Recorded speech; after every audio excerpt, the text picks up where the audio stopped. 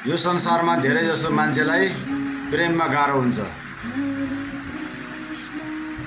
त्यही भएर जुन जुन व्यक्तिलाई प्रेममा गाह्रो भएको छ एकदम ध्यान दिएर सुन्नु होला। अबदेखि प्रेममा बस्नु पर्यो भने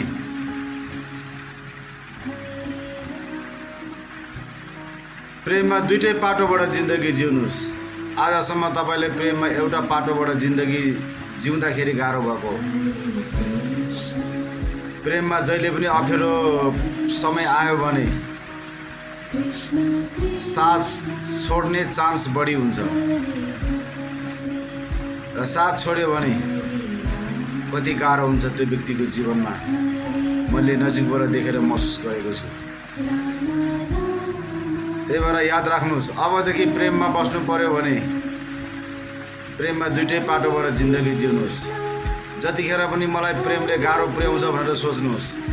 जतिखेर नै प्रेमले धोका दिन्छ भनेर जिन्दगी जिउनुहोस्। जतिखेर पनि मलाई साथ छोडिदिन्छ भनेर जिन्दगी जिउनुहोस्। फेरि तपाईलाई प्रेमले मात्र होइन, जसले छोडिदिए पनि तोडिदिए पनि तपाईलाई फरक पर्न सक्दैन। किनभने यो संसारमा प्रेममा धेरैलाई गाह्रो बनाएको छ। प्रेम यस्तो चिज हो, एउटा व्यक्तिसँग कहिले पनि अडिक हुन सक्दैन। अप्ठ्यारो पर्यो भने आफूले जस्तो सुकै चोखो प्रेम गरेको पनि टुट्न सक्छ। यो धोकाको संसार हो, भरोसा छैन। त्यही भएर जतिखेर पनि भगवानको नामले जिन्दगी जिउनु सम्झी हरेक परिस्थितिबाट तपाईलाई सजिलो बनाउँदै लान्छ।